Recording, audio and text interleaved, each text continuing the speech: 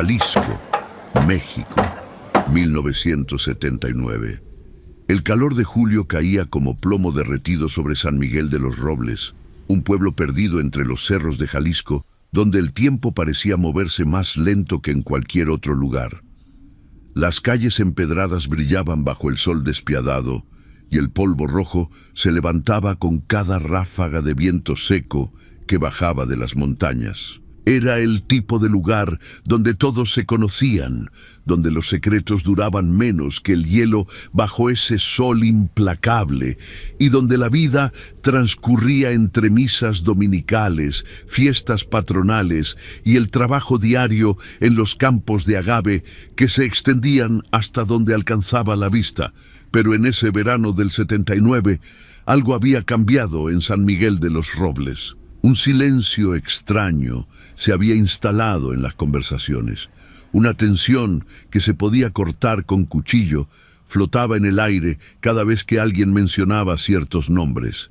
Y es que desde hacía 3 meses, 5 personas habían desaparecido sin dejar rastro. Roberto Maldonado fue el primero, un campesino de 42 años, padre de 4 hijos, conocido por su trabajo honrado en los campos de don Sebastián Ochoa, el terrateniente más poderoso de la región. Roberto salió una noche de marzo a comprar cigarros a la tienda de la esquina y nunca regresó. Su esposa, Carmela, pasó días enteros recorriendo cada rincón del pueblo, preguntando a vecinos, golpeando puertas, suplicando a la Virgen de Guadalupe que le devolviera a su marido. Pero Roberto Maldonado se había esfumado como el humo de esos cigarros que nunca llegó a fumar. Luego fue el turno de Guadalupe Rentería, una maestra de primaria de 35 años que todos adoraban por su paciencia infinita con los niños y su sonrisa perpetua. Guadalupe desapareció un domingo por la tarde, después de dar catecismo en la parroquia de San Miguel Arcángel. Su bicicleta apareció tirada en el camino que llevaba hacia el viejo hospital abandonado, ese edificio de 3 pisos que había sido construido con pompa y orgullo en los años 40, cuando el gobernador prometió modernizar la región, pero que ahora solo era una cáscara vacía de concreto agrietado y ventanas rotas, un monumento al abandono y a las promesas incumplidas del gobierno. Después desapareció Javier Cortés, un mecánico de 28 años que soñaba con abrir su propio taller. Luego Estela Ramírez, una vendedora de tortillas de 60 años que conocía todos los chismes del pueblo. Y finalmente, hace apenas 2 semanas, desapareció el joven Tomás Ibarra, un estudiante de 17 años que había conseguido una beca para estudiar en Guadalajara y que era el orgullo de su familia humilde. Las desapariciones habían sembrado el terror en San Miguel de los Robles. Las familias ya no dejaban salir a sus hijos después del anochecer. Las mujeres caminaban en grupos, mirando sobre sus hombros. Los hombres organizaban rondas nocturnas, armados con machetes y viejas escopetas, patrullando las calles mal iluminadas del pueblo. Y cada noche, antes de dormir, todos se preguntaban lo mismo: ¿quién sería el siguiente? Pero en medio de ese miedo colectivo, había un lugar que permanecía inmune, un refugio de normalidad en tiempos anormales: las carnitas del tío Pancho. El restaurante de Francisco Pancho Delgado estaba ubicado en la plaza principal del pueblo, justo frente a la iglesia, en un local amplio con techo de tejas rojas y paredes pintadas de un amarillo brillante que había visto días mejores. El olor a carne de cerdo cocida lentamente en grandes cazos de cobre, mezclado con el aroma del cilantro fresco, la cebolla picada y las tortillas recién hechas, llenaba el aire y hacía que a cualquiera se le hiciera agua a la boca, sin importar cuán lleno estuviera el estómago. Tío Pancho, como todos lo llamaban, era un hombre robusto de 58 años, con un bigote espeso que le cubría el labio superior, manos grandes y callosas que habían conocido el trabajo duro desde la infancia, y una voz profunda que retumbaba cuando reía, y cosa que hacía con frecuencia. Había heredado el negocio de su padre, quien a su vez lo había heredado de su abuelo, convirtiendo a las carnitas del tío Pancho en una institución de San Miguel de los Robles, un lugar donde se celebraban cumpleaños, bautizos, bodas y cualquier ocasión que ameritara una buena comida. Lo extraño era que, en medio de la crisis que atravesaba el pueblo, el negocio del tío Pancho nunca había sido mejor. Cada día llegaban más clientes, no solo del pueblo, sino de comunidades vecinas. Algunos manejaban hasta 2 horas solo para probar sus carnitas, que decían eran las mejores de todo Jalisco, con una textura perfecta, un sabor incomparable, una jugosidad que no se encontraba en ningún otro lugar. El tío Pancho atribuía su éxito a una nueva receta que había perfeccionado recientemente. Es todo cuestión de la cocción lenta y los condimentos secretos, decía con una sonrisa enigmática cada vez que alguien le preguntaba por el secreto de su carne tan extraordinaria. Y también hay que elegir bien la materia prima. No cualquier puerco sirve, hay que saber seleccionar. Trabajaba con la ayuda de su sobrino, un joven callado y de mirada nerviosa llamado Efraín, quien se encargaba de recibir la carne que llegaba en las madrugadas desde una granja en las afueras del pueblo. Nadie había visitado nunca esa granja, pero tampoco nadie hacía preguntas. En San Miguel de los Robles, como en tantos pueblos de México, había cosas que era mejor no investigar demasiado. Marina Estrada observaba todo esto con creciente inquietud. A sus 31 años, Marina era reportera del periódico regional El Vocero de Jalisco y había llegado a San Miguel de los Robles 3 semanas atrás para investigar las desapariciones que habían llamado la atención incluso en Guadalajara. Era una mujer delgada, de cabello negro, cortado a la altura de los hombros, ojos café oscuro que no perdían detalle y una determinación férrea que había desarrollado durante años de trabajar en un mundo dominado por hombres que constantemente le recordaban que el periodismo de investigación no era cosa de mujeres. Marina se había hospedado en la única pensión del pueblo, un edificio de 2 pisos administrado por doña Refugio, una viuda de 70 años que conocía cada historia, cada rumor, cada secreto que había circulado por San Miguel de los Robles en las últimas 5 décadas. Y doña Refugio, después de algunas tazas de café con piquete y varias conversaciones nocturnas, le había confiado a Marina sus propias sospechas. «Mire, mijita», le había dicho doña Refugio una noche, mientras fumaba un cigarrillo junto a la ventana de la cocina, «yo llevo toda mi vida en este pueblo y nunca había visto algo así. 5 personas desaparecidas en 3 meses y todas ellas tenían algo en común». «¿Qué tenían en común?», había preguntado Marina, sacando su libreta. Doña Refugio había dado una larga calada a su cigarrillo antes de responder. Todas ellas habían tenido problemas con don Sebastián Ochoa. Roberto Maldonado había exigido mejores salarios para los jornaleros. Guadalupe Rentería había denunciado que la hija de Ochoa había copiado en los exámenes. Javier Cortés le había cobrado de más por arreglar su camioneta después de que Ochoa no le quisiera pagar un trabajo anterior. Estela Ramírez había visto algo que no debía haber visto, algo relacionado con los negocios turbios de Ochoa. Y Tomás Ibarra. Bueno, Tomás había tenido el descaro de enamorarse de la sobrina de Ochoa. Marina había sentido un escalofrío recorrerle la espalda. Está diciendo que don Sebastián Ochoa está detrás de las desapariciones. «Yo no estoy diciendo nada», había respondido doña Refugio con una sonrisa amarga. «Solo le estoy contando lo que mis ojos han visto y mis oídos han escuchado. Pero si usted quiere seguir viva y enterar en este pueblo, le recomiendo que no haga esas preguntas en voz alta. Don Sebastián Ochoa es como un dios aquí. Es dueño de la mitad de las tierras, tiene al presidente municipal en el bolsillo y el comandante de la policía es su compadre». Aquí no hay ley que valga cuando se trata de don Sebastián. Pero Marina no era de las que se dejaban amedrentar fácilmente. Durante las siguientes 2 semanas había empezado a hacer preguntas, discretamente al principio, con más insistencia después. Había hablado con las familias de los desaparecidos, había revisado archivos viejos en el ayuntamiento, había tomado fotografías del hospital abandonado que parecía estar en el centro de varios testimonios.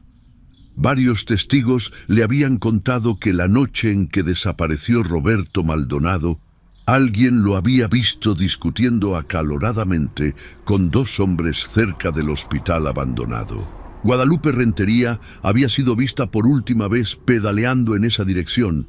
El mecánico Javier había mencionado a su hermano que tenía que ir a revisar un vehículo abandonado cerca del viejo hospital. Todo apuntaba hacia ese edificio decadente que se alzaba como una cicatriz en el paisaje del pueblo. Pero cuando Marina había intentado acercarse al hospital, había sido detenida por el comandante Rodríguez, un hombre corpulento de 50 años, con una barriga prominente y una mirada que oscilaba entre la indiferencia y la amenaza velada. «Señorita Estrada», le había dicho con una sonrisa que no llegaba a sus ojos, «ese lugar es peligroso, el edificio está por derrumbarse, ya han muerto personas ahí por accidentes. Le recomiendo que se mantenga alejada». «Solo quiero echar un vistazo», había insistido Marina, «para mi artículo». «Su artículo puede esperar», había respondido el comandante, colocando una mano pesada en su hombro. «Y si quiere un consejo, señorita, debería escribir sobre cosas más agradables, sobre nuestras fiestas, nuestra gastronomía, nuestra cultura. Este pueblo tiene muchas cosas bonitas que mostrar. Las carnitas del tío Pancho, por ejemplo. ¿Ya las ha probado? Son las mejores de todo México, se lo garantizo. Debería escribir sobre eso en lugar de andar removiendo piedras que solo van a ensuciarle las manos». Marina había notado algo en el tono del comandante, algo que iba más allá de una simple recomendación. Era una advertencia apenas disfrazada, una amenaza envuelta en palabras amables, pero también había notado algo más, la insistencia en las carnitas del tío Pancho. Era la tercera persona en 2 días que le sugería que las probara, que escribiera sobre ellas, que se concentrara en eso en lugar de en las desapariciones. Esa tarde, Marina decidió visitar el restaurante del tío Pancho. Si tanta gente le insistía, quizás había algo ahí que merecía su atención, aunque probablemente no fuera lo que ellos esperaban que encontrara. El local estaba lleno cuando llegó, poco después de las 2 de la tarde. Familias completas se apiñaban en las mesas de madera, niños corrían entre las sillas, mientras sus madres les gritaban que se calmaran. Hombres con sombreros de paja discutían sobre cosechas y fútbol, y el aroma a carne cocida lo impregnaba todo. Era un escenario de normalidad que contrastaba violentamente con el miedo que se respiraba en las calles después del anochecer. El tío Pancho la saludó con una sonrisa amplia, limpiándose las manos grasientas en su delantal manchado. «Bienvenida, bienvenida. Usted debe ser la periodista de la que todos hablan. Siéntese donde guste. Enseguida la atiendo». Marina se sentó en una mesa cerca de la ventana, desde donde podía observar tanto el interior del restaurante como la plaza afuera. Pidió un plato de carnitas, tortillas hechas a mano, frijoles refritos y una Coca-Cola bien fría. Mientras esperaba, observó al tío Pancho moverse entre los cazos humeantes, sirviendo porciones generosas de carne dorada y jugosa, bromeando con los clientes, riendo con esa risa profunda que hacía vibrar su amplio pecho. Había algo magnético en él, una calidez que atraía a las personas como polillas a la luz. Pero debajo de esa fachada jovial, Marina detectó algo más. Algo que no podía precisar, pero que le provocaba un malestar en el estómago. Quizás era la manera en que sus ojos se volvían fríos y calculadores cuando no estaba sonriendo.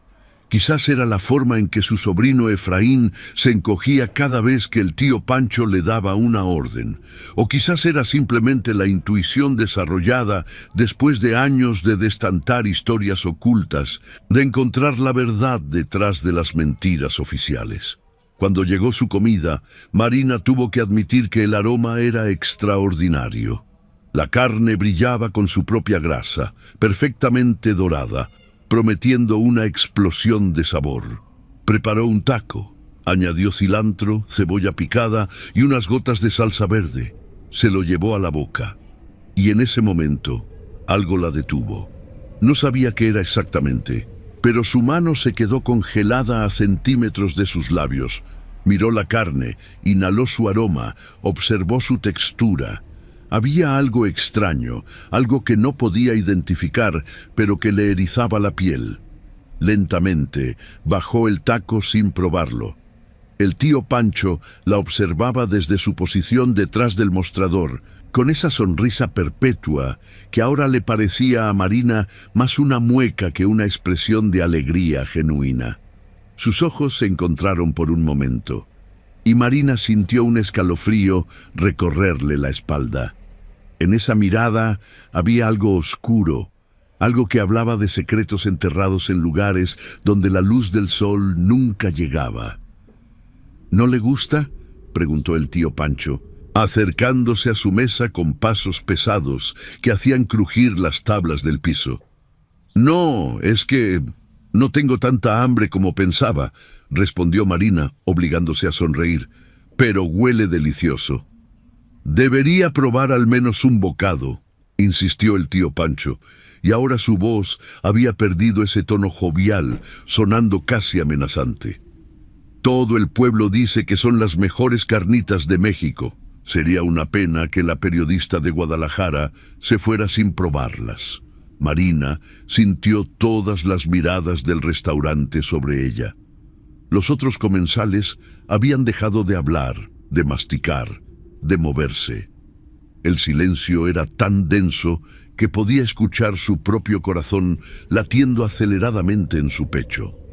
Se dio cuenta, con una claridad aterradora, de que había cruzado una línea invisible, de que había hecho las preguntas equivocadas a las personas equivocadas, y de que ahora estaba en peligro. «La verdad es que soy vegetariana», mintió, poniéndose de pie bruscamente. Dejó un billete de 20 pesos sobre la mesa. «Gracias de todas formas». Se dirigió hacia la puerta con pasos rápidos pero controlados, resistiendo la urgencia de correr. Podía sentir los ojos del tío Pancho clavados en su espalda como dagas. Cuando finalmente salió a la luz cegadora de la tarde, inhaló profundamente, llenando sus pulmones de aire que repentinamente le parecía precioso y escaso. Esa noche, Marina no pudo dormir. Daba vueltas en su cama en la pensión de Doña Refugio, escuchando los sonidos nocturnos del pueblo. Perros ladrando en la distancia, el rumor del viento entre los árboles, el ocasional paso de un vehículo por la calle empedrada. Pero había algo más, un sonido que tardó en identificar, el ruido de un motor pesado, como el de un camión o una camioneta grande, que se detenía y arrancaba varias veces durante la noche. A las 3 de la madrugada, incapaz de quedarse quieta, Marina se levantó y se asomó a la ventana de su habitación. Desde ahí podía ver parcialmente la plaza principal y el restaurante del tío Pancho, y lo que vio la dejó helada. Una camioneta pick-up estaba estacionada en la parte trasera del restaurante, apenas visible en la oscuridad. 2 figuras descargaban algo grande y pesado, envuelto en lona. El tío Pancho dirigía la operación, iluminando con una linterna. La escena duró apenas unos minutos, pero fue suficiente para que Marina sintiera que acababa de presenciar algo que no debía haber visto. Cuando la camioneta se alejó, Marina pudo distinguir que se dirigía hacia el norte del pueblo, hacia donde estaba ubicado el hospital abandonado. Su mente trabajaba a toda velocidad, conectando piezas de un rompecabezas macabro que cada vez tomaba una forma más aterradora. Las desapariciones, El hospital abandonado, el éxito repentino del restaurante del tío Pancho, la carne de sabor incomparable, la insistencia de todos en que la probara, los bultos envueltos en lona. No, susurró Marina en la oscuridad de su habitación, sintiendo que el pánico comenzaba a trepar por su garganta. No puede ser, no es posible, pero en su corazón sabía que sí era posible. Había escuchado historias similares antes, rumores urbanos que circulaban por todo México, leyendas de taquerías y restaurantes que utilizaban carne humana. Siempre había pensado que eran solo eso, leyendas, mitos urbanos sin fundamento. Pero ahora, frente a la evidencia que se acumulaba en su mente, ya no estaba tan segura. Al día siguiente, Marina sabía que tenía que actuar rápido. Si sus sospechas eran correctas, cada día que pasaba significaba que más personas podían desaparecer, que más familias sufrirían la agonía de no saber qué había pasado con sus seres queridos. Pero también sabía que no podía ir a la policía. El comandante Rodríguez claramente estaba involucrado, protegiendo al tío Pancho o a quien fuera que estuviera detrás de todo esto. Decidió que necesitaba evidencia concreta antes de poder publicar cualquier cosa o pedir ayuda a las autoridades estatales. Y esa evidencia estaba en el hospital abandonado. Esperó hasta la noche, cuando las calles se vaciaban y el pueblo se sumía en un silencio inquietante roto solo por el ladrido ocasional de los perros. Se vistió de negro, metió una pequeña cámara en su bolso junto con una linterna y salió de la pensión por la puerta trasera para evitar que doña Refugio la viera. El hospital abandonado estaba a unos 20 minutos caminando desde el centro del pueblo, en una zona donde las casas empezaban a escasear y el monte empezaba a reclamar el territorio que alguna vez había sido del hombre. El edificio de 3 pisos se alzaba contra el cielo estrellado como un monumento a la desesperanza, con sus ventanas rotas que parecían ojos vacíos mirando la nada, sus paredes agrietadas cubiertas de grafitis y maleza trepadora. Marina se acercó con cautela, todos sus sentidos en alerta máxima. El portón principal estaba cerrado con candado, pero encontró una ventana en la planta baja con los barrotes arrancados, probablemente por saqueadores o jóvenes aventureros en busca de emociones. Se deslizó a través de ella, sintiendo cómo el vidrio roto crujía bajo sus zapatos. El interior del hospital era un laberinto de pasillos oscuros, habitaciones vacías con camillas oxidadas, paredes descascaradas donde la humedad había dibujado formas grotescas.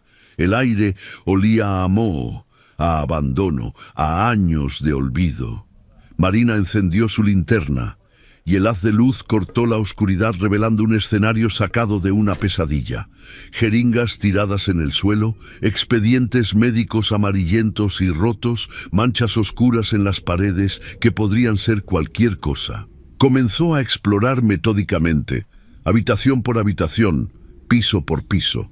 En el primer nivel no encontró nada fuera de lo que uno esperaría en un hospital abandonado. El segundo piso era más de lo mismo.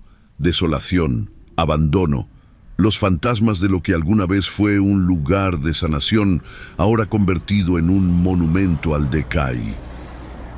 Pero cuando bajó al sótano, todo cambió. La puerta del sótano estaba oculta detrás de un montón de escombros que parecían haber sido colocados ahí deliberadamente. Marina tuvo que mover varias losas de concreto roto y maderas podridas para poder abrirla. Las escaleras descendían hacia una oscuridad absoluta y el aire que subía desde abajo era diferente, más frío, más húmedo, cargado con un olor que hizo que Marina se tapara la nariz con la manga de su camisa. Descendió lentamente, paso a paso, con la linterna temblando en su mano. El sótano era más grande de lo que esperaba, extendiéndose bajo todo el edificio. Había habitaciones a ambos lados del pasillo principal, todas con puertas de metal pesadas. Marina se acercó a la primera puerta y la abrió. Lo que vio la hizo gritar. La habitación era una especie de cámara frigorífica improvisada. Había ganchos colgando del techo y de esos ganchos colgaban cuerpos, o más precisamente, partes de cuerpos.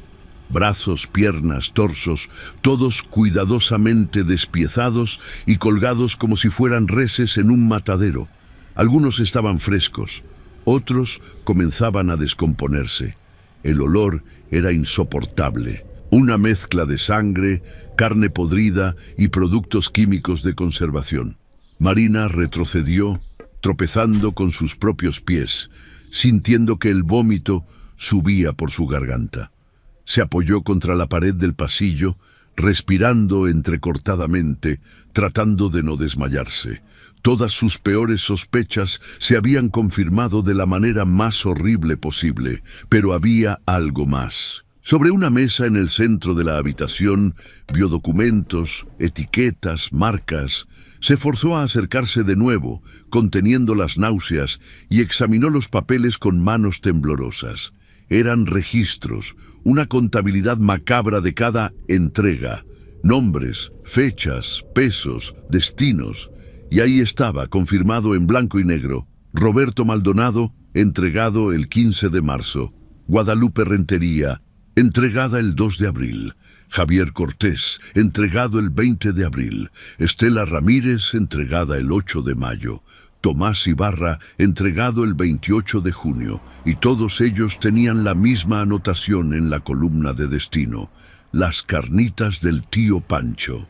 Marina tomó fotografías de todo con manos temblorosas. Fotografió los documentos, los cuerpos, las herramientas de descuartizamiento que estaban cuidadosamente ordenadas en una mesa. Cada clic de la cámara le parecía un trueno en el silencio del sótano. Sabía que tenía que salir de ahí, que tenía que llevar esta evidencia a las autoridades, que tenía que hacer que pagaran por estos crímenes atroces, pero cuando se dio la vuelta para salir, escuchó el sonido que más temía: pasos pesados descendiendo por las escaleras. Se quedó paralizada por un momento que pareció eterno. Luego reaccionó, apagando su linterna y escondiéndose en una de las habitaciones vacías del sótano, acurrucándose detrás de unos bidones de químicos. Su corazón latía tan fuerte que estaba segura de que quien fuera que estuviera bajando podría escucharlo. Las luces del sótano se encendieron, bañando todo en un resplandor fluorescente enfermizo. Marina se asomó apenas desde su escondite y vio a 3 hombres: el tío Pancho, su sobrino Efraín y un tercero que Marina reconoció como uno de los trabajadores del matadero municipal. «Tenemos que apurarnos», dijo el tío Pancho con una voz que carecía por completo del tono jovial que usaba en su restaurante. «Ya casi amanece y todavía tenemos que procesar la nueva mercancía». «¿Cuándo traerán al siguiente?», preguntó el trabajador del matadero. «Don Sebastián dice que mañana por la noche», respondió el tío Pancho. Otro que se atrevió a hablar de más sobre sus negocios, un campesino llamado Aurelio Vega. Marina sintió que la sangre se le congelaba en las venas. Conocía a Aurelio Vega. Había hablado con él 2 días atrás, y Aurelio le había contado sobre las tierras que don Sebastián Ochoa le había robado a su familia mediante documentos falsificados. Le había dado nombres, fechas, evidencia, y ahora Aurelio iba a desaparecer, iba a terminar en este sótano del horror, iba a ser descuartizado y servido en tacos a clientes ignorantes. Los 3 hombres comenzaron a trabajar, moviendo cuerpos, verificando temperaturas, preparando herramientas. Marina se dio cuenta de que estaba atrapada. No podía salir sin ser vista, y si la descubrían, sabía exactamente cuál sería su destino. Las horas pasaron con una lentitud agónica. Marina permanecía inmóvil detrás de los bidones, con todos los músculos agarrotados, conteniendo la respiración cada vez que alguno de los hombres pasaba cerca.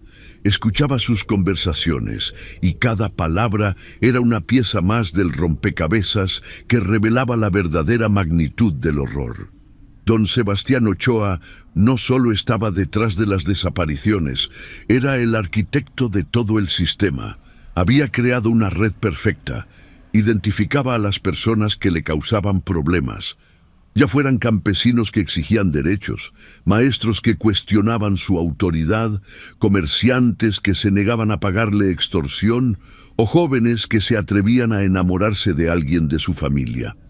Luego, sus hombres los secuestraban, los traían a este sótano donde los mataban, y el tío Pancho se encargaba de disponer de los cuerpos de la manera más rentable posible, convirtiéndolos en carnitas que vendía a precios premium. Era un sistema de una eficiencia monstruosa, un negocio que servía a dos propósitos: eliminar enemigos y generar ganancias. Y lo más aterrador era que involucraba a todo el poder del pueblo, el terrateniente más rico, el dueño del restaurante más popular, el comandante de policía que miraba hacia otro lado, el presidente municipal que aprobaba los permisos necesarios, el trabajador del matadero que tenía las herramientas y el conocimiento para descuartizar cuerpos como si fueran animales. Era un sistema de terror perfecto, diseñado para mantener a la población en silencio, para enseñarles que quienes se atrevían a alzar la voz simplemente desaparecían, para demostrarles que no había autoridad a la que pudieran acudir, que no había justicia, que no había esperanza. Era un mensaje claro. En San Miguel de los Robles, don Sebastián Ochoa era la ley, y quien lo olvidara sufriría las consecuencias más atroces imaginables. Finalmente, después de lo que parecieron años, pero fueron probablemente 3 horas, los 3 hombres subieron las escaleras. Marina escuchó la puerta del sótano cerrarse, escuchó el candado haciendo clic, se quedó inmóvil otros 15 minutos para asegurarse de que realmente se habían ido antes de atreverse a moverse. Cuando finalmente salió de su escondite, todo su cuerpo temblaba. Tenía que salir de ahí, pero la puerta principal del sótano estaba cerrada con llave. Exploró frenéticamente, buscando otra salida, y finalmente encontró un conducto de ventilación lo suficientemente grande como para que pudiera arrastrarse a través de él. Era estrecho, oscuro, y olía a moho y años de acumulación de porquería, pero era su única oportunidad. Se arrastró por el conducto durante lo que pareció una eternidad, raspando sus brazos y rodillas contra el metal oxidado, conteniendo gritos de pánico cuando sentía que las paredes se cerraban a su alrededor. Finalmente vio luz al final del túnel, una rejilla que daba al exterior. La pateó con todas sus fuerzas hasta que cedió, y se dejó caer al suelo afuera del hospital justo cuando el sol comenzaba a asomarse por el horizonte. Marina corrió como nunca había corrido en su vida, alejándose del hospital, alejándose del pueblo, adentrándose en el monte. No se detuvo hasta que estuvo segura de que nadie la seguía, hasta que el hospital abandonado era solo una mancha en la distancia. Solo entonces se permitió detenerse, doblarse sobre sí misma y vomitar hasta que su estómago estuvo completamente vacío. Cuando pudo volver a pensar con claridad, Marina sacó la cámara de su bolso. Las fotografías estaban ahí, intactas, evidencia irrefutable de los crímenes más atroces. Tenía que llevarlas a alguien, publicarlas, gritar la verdad desde los tejados.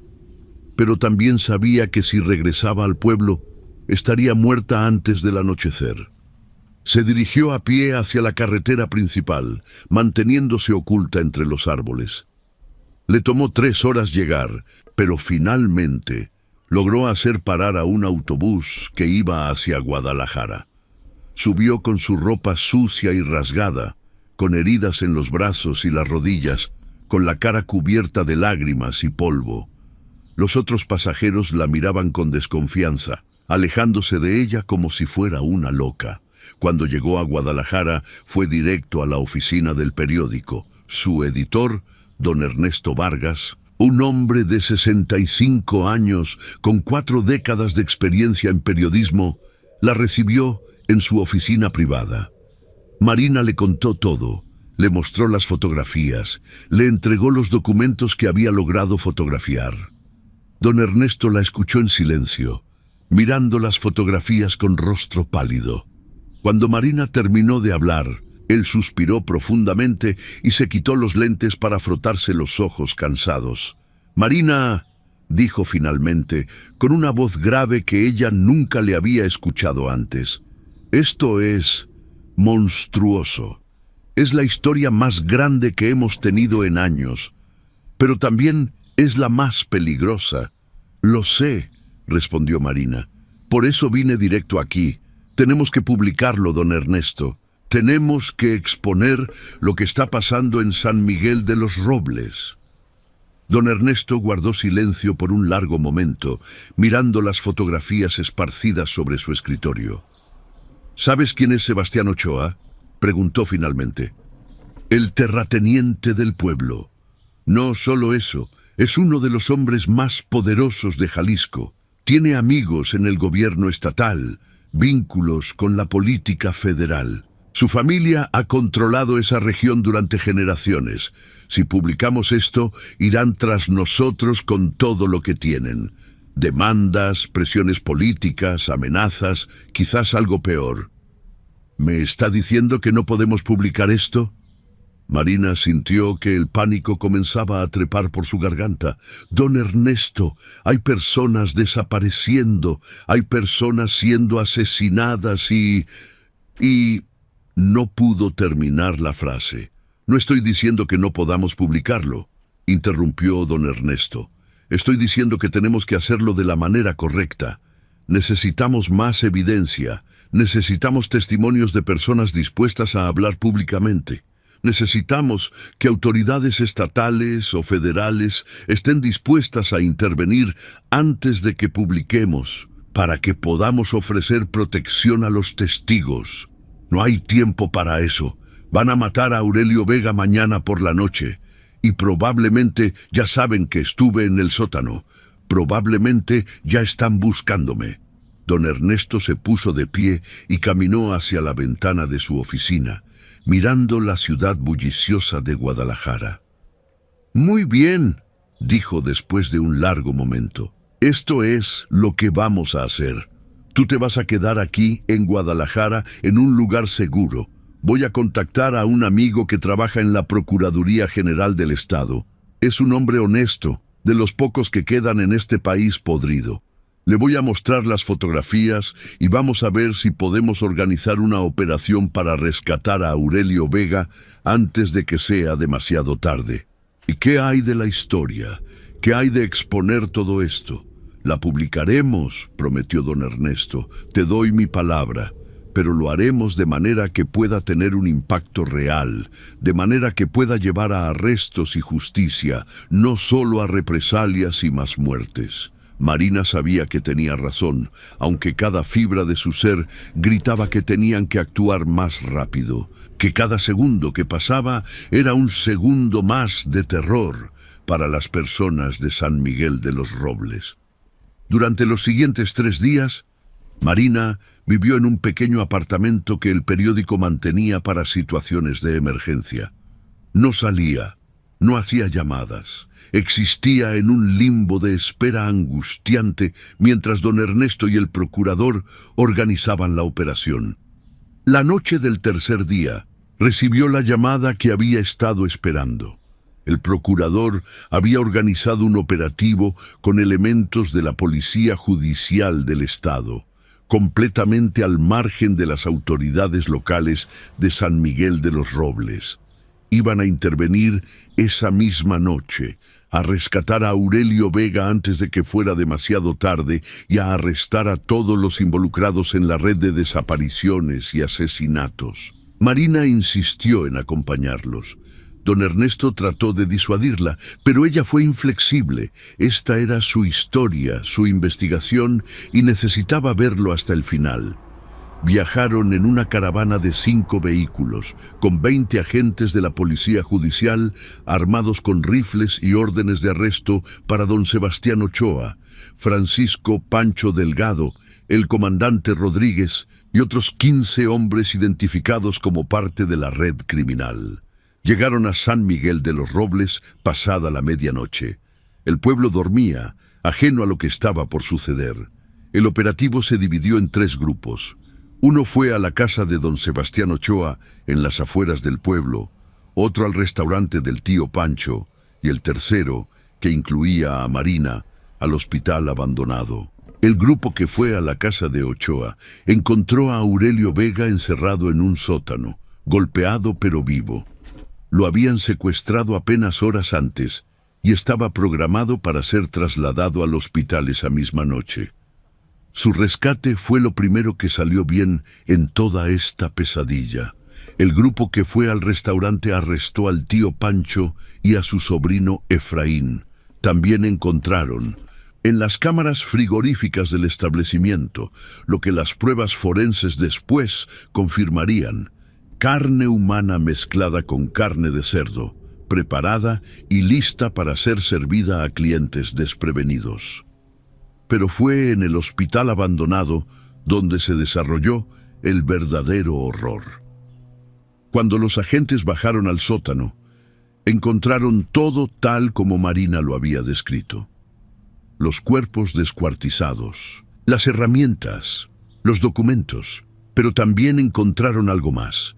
El comandante Rodríguez y 2 de sus hombres que habían ido a limpiar la evidencia después de darse cuenta de que Marina había escapado. Hubo un intercambio de disparos. Uno de los hombres del comandante resultó muerto, el otro herido. El comandante Rodríguez intentó huir, pero fue capturado cuando trataba de salir por una ventana del 2º piso. La noticia explotó como una bomba en todo México.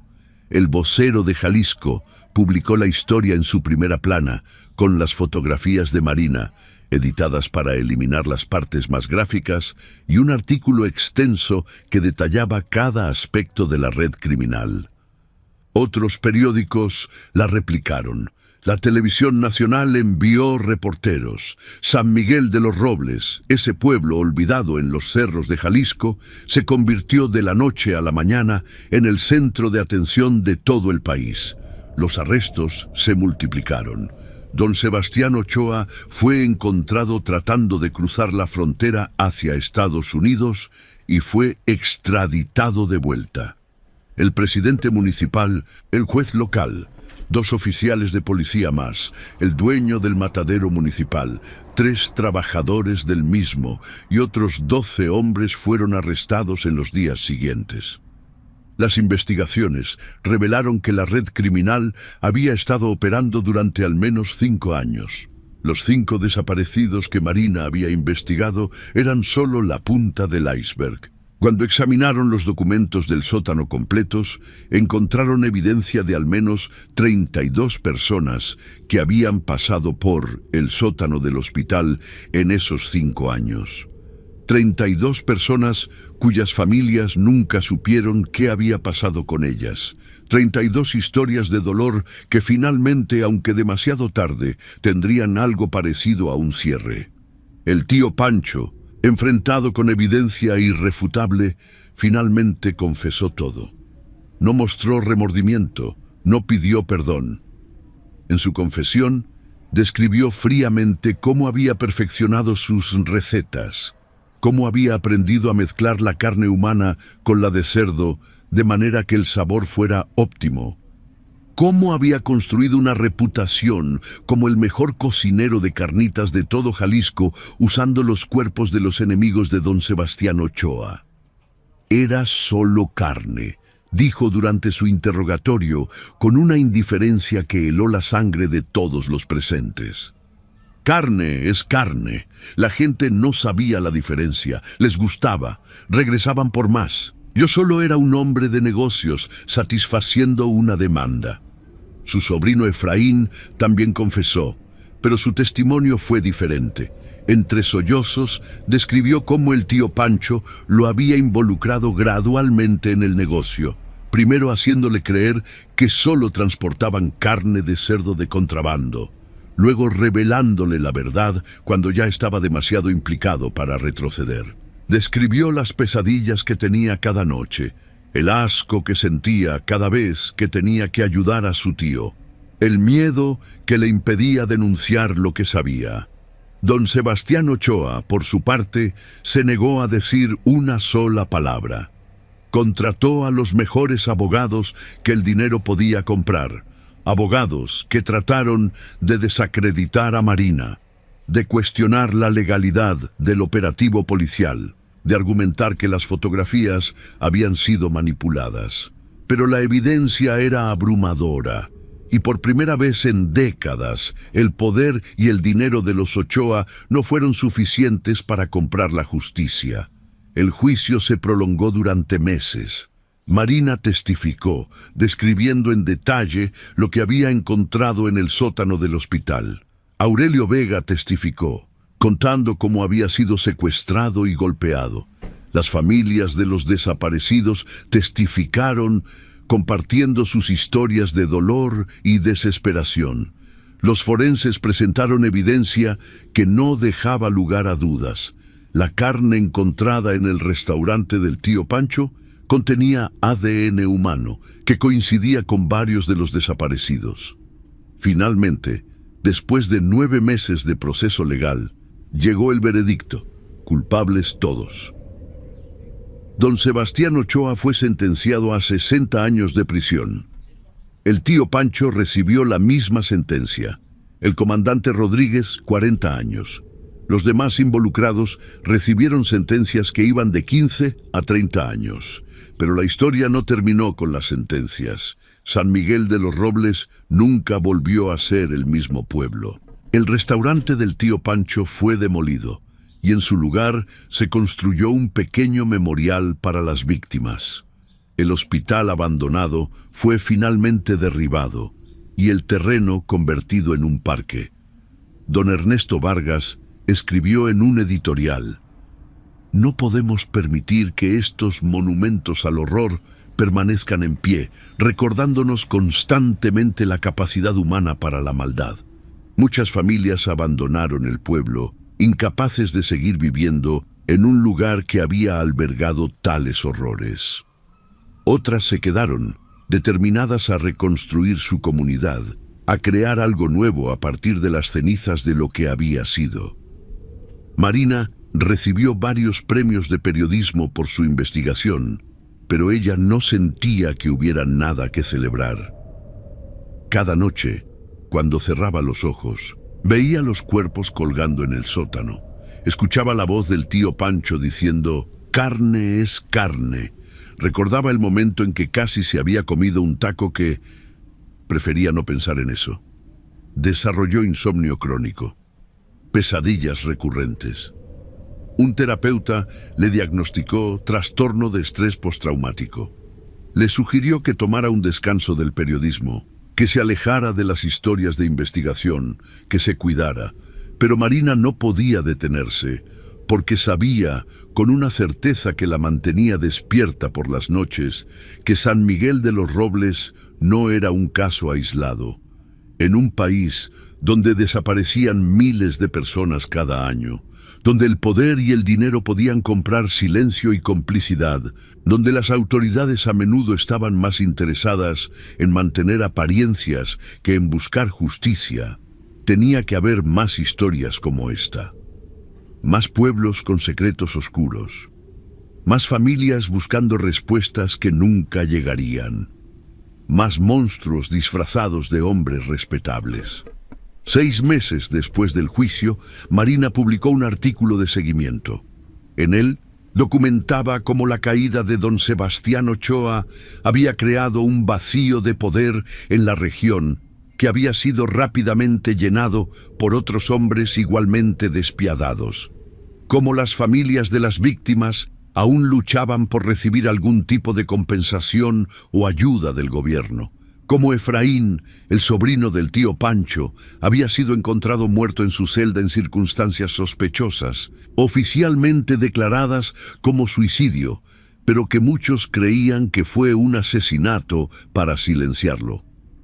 El artículo terminaba con estas palabras: la verdad ha sido revelada en San Miguel de los Robles, pero la justicia permanece elusiva.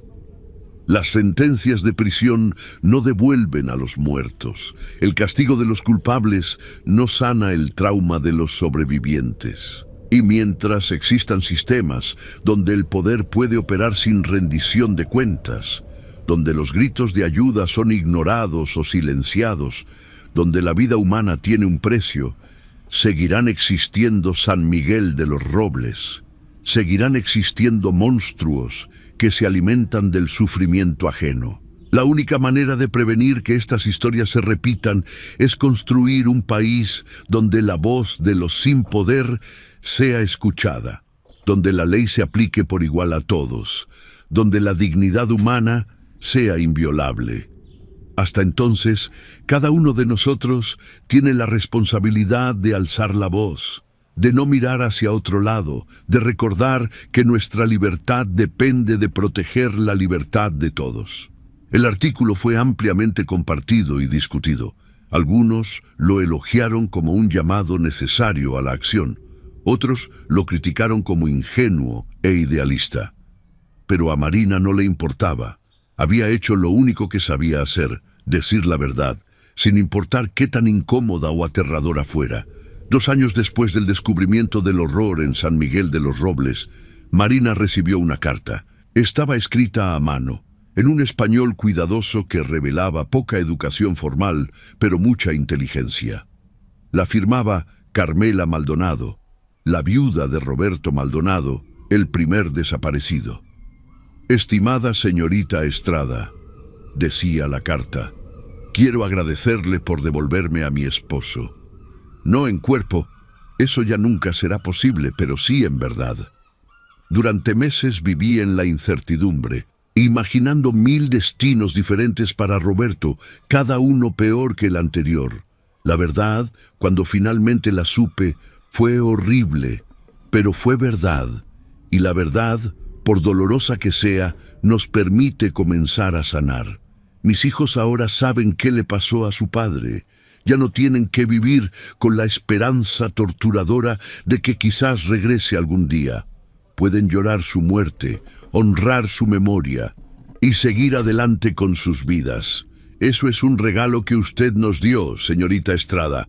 Un regalo terrible y amargo, pero un regalo al fin. Por eso le escribo estas líneas, para decirle gracias y para decirle que siga haciendo lo que hace. Este país necesita personas como usted, personas dispuestas a mirar en los lugares oscuros, personas que no se dejan comprar ni silenciar. El trabajo que hace es importante, no lo olvide nunca.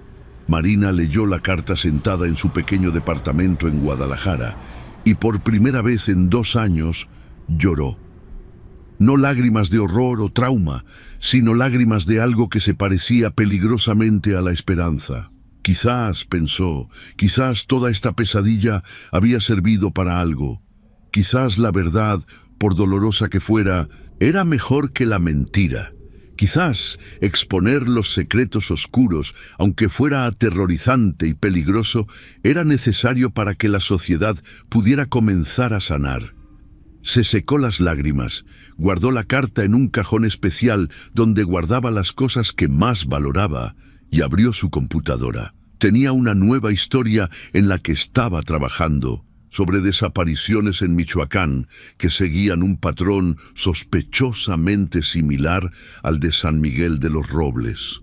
Era peligroso, lo sabía. Probablemente recibiría amenazas de nuevo. Probablemente tendría que mudarse otra vez. Probablemente las pesadillas empeorarían. Pero alguien tenía que hacerlo. Alguien tenía que alzar la voz por los que ya no podían hablar. Alguien tenía que buscar la verdad, sin importar dónde los llevara. Y ese alguien, por mejor o peor, era ella. Comenzó a escribir. y las palabras fluyeron como siempre lo hacían cuando estaba trabajando en algo importante, algo que importaba. Afuera de su ventana, la ciudad de Guadalajara se extendía en todas direcciones.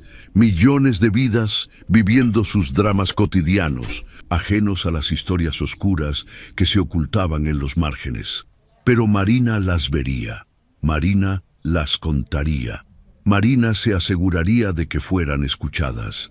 Porque en un país donde desaparecían decenas de miles de personas cada año, donde la impunidad era la norma y la justicia la excepción, donde el silencio era comprado o impuesto a través del miedo, la verdad era el arma más poderosa que tenían los sin poder. Y mientras quedara un periodista dispuesto a buscarla, un testigo dispuesto a compartirla, una familia dispuesta a exigirla, había esperanza. Y la esperanza, por tenue que fuera, era lo que separaba la civilización de la barbarie, la humanidad de la monstruosidad, la libertad de la opresión. Marina siguió escribiendo hasta que la noche dio paso al amanecer, y cuando el sol comenzó a iluminar las calles de Guadalajara con su luz dorada, ella sonrió por primera vez en mucho tiempo, porque sabía que, aunque el camino sería largo y difícil, aunque habría más horror y más dolor, la verdad eventualmente prevalecería. Siempre lo hacía. Solo era cuestión de tener el coraje de buscarla, la determinación de contarla y la fe de que importaba. Y Marina Estrada tenía las tres cosas en abundancia. La historia de San Miguel de los Robles se convirtió en un punto de inflexión en el periodismo de investigación mexicano. Inspiró a una nueva generación de reporteros a buscar las historias que otros preferían mantener ocultas. Llevó a cambios en las leyes sobre desapariciones forzadas. Generó presión para que las autoridades investigaran casos antiguos que habían sido archivados y olvidados. No fue suficiente. Nunca sería suficiente para devolver a los muertos o borrar el trauma de los sobrevivientes. Pero fue un comienzo, un pequeño paso hacia un país donde la dignidad humana fuera respetada, donde la justicia no fuera solo un concepto abstracto, donde la libertad de unos pocos no se construyera sobre el sufrimiento de muchos. Y todo comenzó con una periodista que se negó a mirar hacia otro lado, que se atrevió a hacer las preguntas difíciles, que tuvo el coraje de bajar a un sótano oscuro y enfrentar el horror que se ocultaba ahí. Todo comenzó con alguien que creyó, contra toda evidencia, que la verdad importaba. Porque al final, eso era lo que separaba a los humanos de los monstruos. La capacidad de mirar al abismo, reconocer su existencia, y aún así elegir la luz.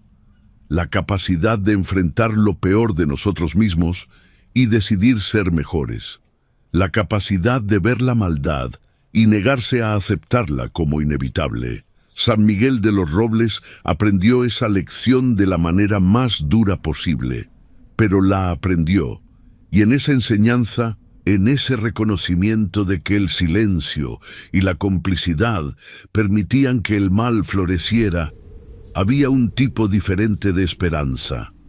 La esperanza de que, quizás, solo quizás, las historias como la del tío Pancho y su sótano del horror se volverían cada vez más difíciles de ocultar, hasta que finalmente se volvieran imposibles. La esperanza de que cada verdad revelada iluminaría más rincones oscuros, hasta que no quedaran lugares donde los monstruos pudieran esconderse. La esperanza de que un día, en un futuro que quizás ninguno de los presentes vería pero que podían ayudar a construir, México sería un país donde historias como estas solo existieran en los libros de historia, recordatorios de un pasado oscuro que la nación había dejado atrás. Era una esperanza frágil, amenazada constantemente por la realidad de un país donde la violencia y la impunidad seguían siendo moneda corriente. Pero existía, y mientras existiera, mientras hubiera personas como Marina Estrada dispuestas a arriesgar todo por la verdad, mientras hubiera familias como la de Carmela Maldonado que se negaran a olvidar, mientras hubiera ciudadanos que exigieran justicia en lugar de aceptar migajas de consuelo, había una posibilidad de cambio.